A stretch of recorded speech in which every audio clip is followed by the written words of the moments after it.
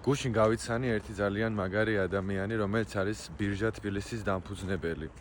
ბირჟა თბილისი არის ბარი, ჭავჭავაძეზე არის განთავსებული და არა მარტო მაგ ბარის დამფუძნებელია ეს ბიჭი, არის დამფუძნებელი სხვადასხვა ძალიან წარმატებული რესტორნის და მოკლედ არის ნამდვილი ფანატი თავისი საქმის, ძალიან ვაფასებს ადამიანებს და ასეთ ადამიანებთან ნამდვილად შეიძლება საერთო ბიზნესის გაკეთება და რის თქმა მინდოდა უბრალოდ რომ ვიყავი აღფრთოვანებული იმით თუ როგორ უყურებენ თანამშრომლები და როგორ სიტბოთი ეპყრობიან მას და როგორ უყვართ.